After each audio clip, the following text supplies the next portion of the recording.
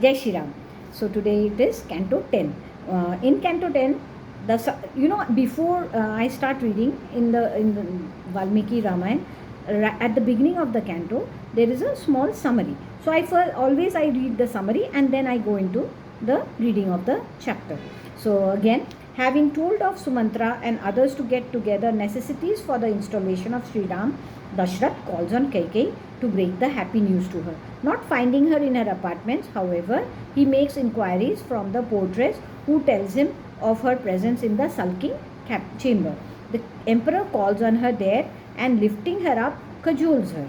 When the queen was fully misguided by the sinful hunchback, she lay down on the floor, looking like a kinnar woman pierced with an envenomed shaft. Concluding in her mind the plan of action chalked out by Manthara to be well conceived, that proud woman, shrewd as she was, gradually unfolded to Manthara's everything that was intended by her.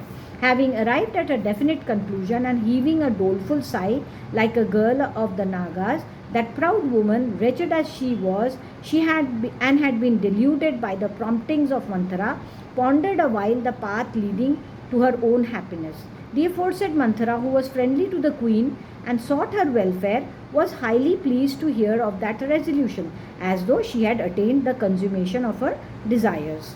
Having made a firm resolve and assuming a frowning aspect, the aforesaid angry queen forthwith lay down on the floor, belonging as she did to the weaker sex. Then such wreaths of variegated flowers and wonderful ornaments as had been taken off by Kaikeyi were left on the floor instead of being consigned back to the casket. Those garlands and ornaments taken off by her adorned the floor even as stars adorned the sky. Nay, lying on the floor on the sulking chamber with soiled clothes, having tightly fastened her hair into a single braid, she looked like a kinnar woman whose energy had departed. Having issued orders for the installation of Sri Ram, a scion of Raghu, the emperor for his part retired to his private apartments. He now thought that the installation of Ram had been proclaimed only that day. So in order to break the delightful news to Kaikeyi, who deserved affection, Dashrath, who was a man of self-control, made his way into the gynecium. To begin with, the highly illustrious king entered the excellent abode of Kaikeyi, even as the moon that brings about the night would enter the sky overcast with clouds and marked with the presence of Rahu, the shadow of earth, which falls on the moon and eclipses it. The palace was crowded with parrots and peacocks, nay, characterized by the notes of cranes and swans, and rendered noisy by the sound of musical instruments. It was full of hunched and dwarfed women, and abounded in arbors and picture galleries adorned with Ashoka and Champaka trees, as well as in raised seats made of ivory, silver, and gold. It was graced with trees ever laden with blossoms and fruits, as well as with extensive wells provided with descents, and was furnished with excellent set of ivory, silver, and gold. Nay, it was provided with food and drinks of various kinds, as well as with edibles of every description, and adorned with costly ornaments and vied with paradise. Freely entering his own gynecium, which was full of riches, the king did not perceive his better half, Kaikeyi, on her excellent bed. Seized with an ardent longing to see her, longing to see Sri Ram installed as Prince Regent, and not finding his beloved consort on her bedroom, the king, who sought to bring delight to her by breaking the news of Sri Ram's installation, called out to her, and failing to elicit response, felt disconsolate. The queen had never before missed the time of the emperor's visit, nor did the king ever enter her bedchamber in a deserted condition. Then, having entered the apartment, the king inquired of the portress about Kaikeyi, as he did on previous occasions, not knowing that the foolish lady was keen to achieve her own selfish end in the shape of Bharat's installation and Sri Ram's exile. Filled with dismay, however, the portress was with joined palms forthwith replied as follows: Highly enraged, O my lord, the queen has entered the sulking chamber. Greatly troubled in her mind not to find Kaikai, greatly troubled in mind not to find Kaikai, the king felt all the more dejected to hear the report of the portress, his senses getting agitated and confused by the news. Sore distressed as it were with agony, the celebrated emperor found her fallen on the floor, lying in the sulking chamber in an unseemly manner. The sinless and aged monarch saw his young spouse, who was dearer to him than his very life, and harbored a sinful resolve, lying on the ground like a creeper violently torn asunder from the tree, supporting it, or like a fallen deity, or like a kinner woman thrust forth from heaven, or like a celestial nymph dropped from heaven, or like a frustrated conjuring trick, or again like a doe caught in a snare. Even as a lordly elephant in a forest would perceive a she elephant lying pierced with an envenomed shaft by a hunter in the woods, fondly stroking her with his hands the lady, who possessed eyes resembling the petals of a lotus and was sore distressed, the loving king, whose mind was greatly alarmed in every way, spoke to her as follows: I do not suspect that your anger is directed towards me. By whom have you been rebuked, or by whom have you been treated with disrespect? O glorious lady, that to my great agony you are rolling this way in dust. Notwithstanding myself, whose mind is ever intent on your welfare, what for are you lying on the floor like one whose mind is possessed by an evil spirit? O blessed lady, who are violently stirring my mind? There are skilled physicians who are in every way pleased with me, being gratified by me with presents and other favors, and will bring you relief. Only describe your ailment, O proud lady, so that it may be effectively tackled. Whom do you seek to oblige, or by whom have you been offended? Who should be rewarded today, or who should be awarded the severest punishment? Pray don't conceal what is there in your mind, nor should you torment your body by suppressing your feelings, O glorious lady. What man who does not deserve to be killed may be killed, or what man who deserves to be killed may be set at full liberty. What pauper may be made wealthy, or what wealthy man may be reduced to penury. Myself as well as those who are mine are indeed subject to your control. As for myself, I dare not thwart any purpose whatever of yours, and must achieve even at the cost of my life. Therefore, speak out what exists in your mind, knowing as you do the strength in the form of my love that inheres in you. You ought not to entertain any misgiving concerning me. I swear by the very merit earned by me through my virtuous deeds that I shall do what pleases you. The earth is mine as far as the orb of the sun shines on it. The prosperous lands of Dravid, now known by the name of Tamil Nadu, Sindhu, Sauvira, Saurashtra, Dakshini Patha, the Deccan, Vanga, Bengal, and Angar, the modern Bhagalpur, Magad, South Bihar, Matsya, the modern Jaipur division of Rajasthan, Kashi, the modern Varanasi, and Koshala, Awadh, and the abundant wealth produced there in the shape of riches, food grains, goats, and sheep, etc., are all mine. Ask of me, O Kaikai, whatever you seek out of it with your mind. What will be gained by you through self-torture, O timid lady? Get up, arise, O fair one. Tell me, O Kaikai, wherefrom has fear appeared in you? I shall drive it away myself, even as the sun disperses mist.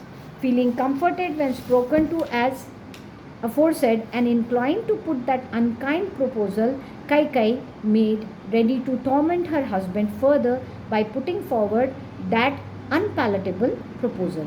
Thus ends Canto 10 in the AYODHYAKAND of the glorious Ramayan of Valmiki, the work of a rishi and the oldest epic. Now Canto 11. Egged on by Kaikai to grant her desire, Dashrath gives his word of honor to her to that effect, invoking the presence of gods as witnesses and reminding the emperor of what took place during the conflict of gods and demons.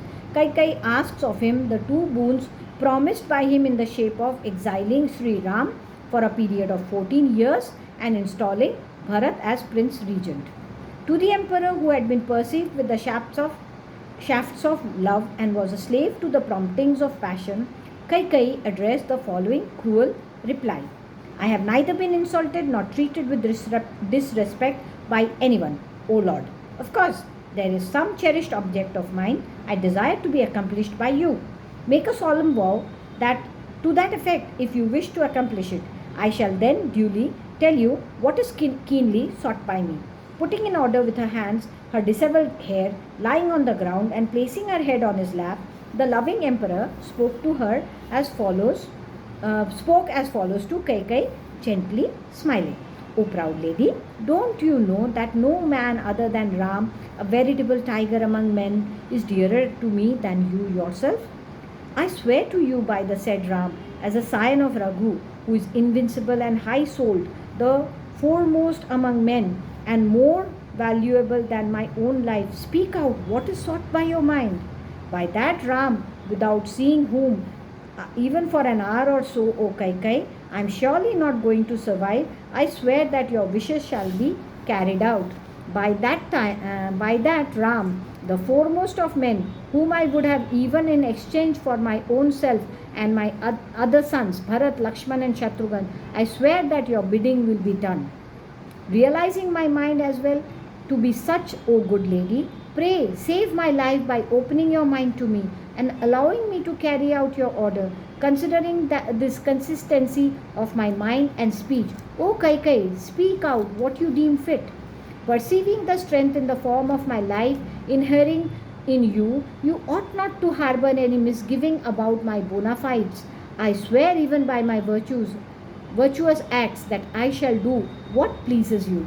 Realizing that the oath which she had expected to hear had come out of the lips of her husband, her mind being set on the object sought to be achieved by her, the queen uttered something which was hard to utter even for an enemy, prompted as she was by partiality for her own son, and joy born of the thought that her husband was entirely under her thumb.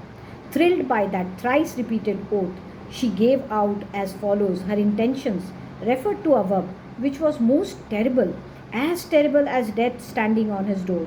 Let the 33 principal gods, viz. The 12 Adityas, the 11 Rudras or gods presiding over destruction, the 8 Vasus and the 2 Ashwini Kumars or twin-born physicians of gods, with Indra, the ruler of gods, as their leader, hear the way in which you swear in regular succession, first by your most beloved son Ram, and then by your virtuous acts, and offer a boon to me.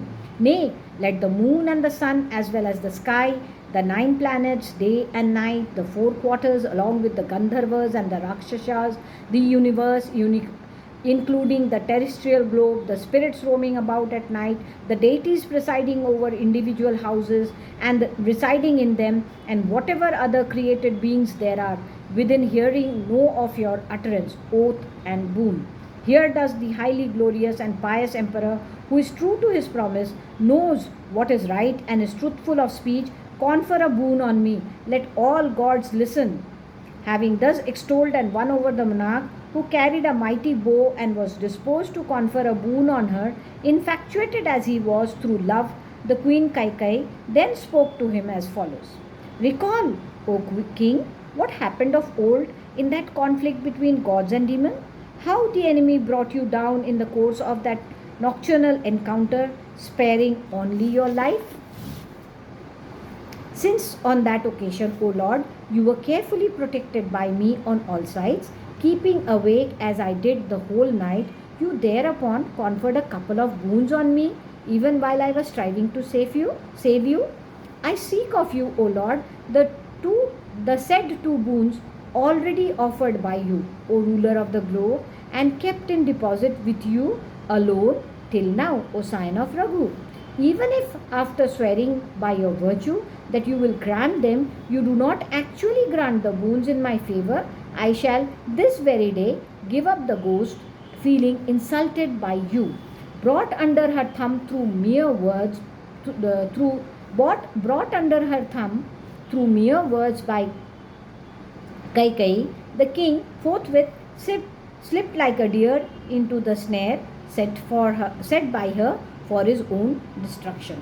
Then she spoke as follows to the king, who was infatuated through love and was accordingly ready to grant the boons asked by her. The boons offered by you then, O ruler of the earth, must be granted by you, O Lord. I shall just now specify them. Listen to my request. Let my Bharat be installed as Prince Regent with the same preparations as have been made for the installation of Ram, a son of Raghu. The time has just come for granting the second boon that was offered by you in my favor during the conflict of gods and demons the other day.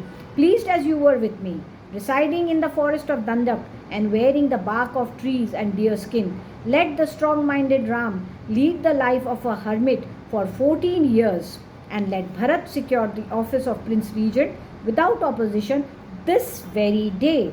This is my most cherished desire. I only ask of you a boon already granted by you. Nay, let me behold Ram, a scion of Raghu, proceeding to the forest this very day. Noted as you are as the King of Kings, be true to your promise, and as such redeem your race and virtue as well as birth.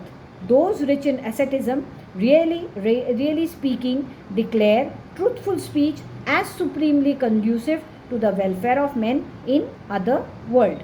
Thus ends Canto 11 in the AYODHYAKAND of the glorious Ramayan of Valmiki, the work of a rishi and the oldest epic. Jai Shri Ram.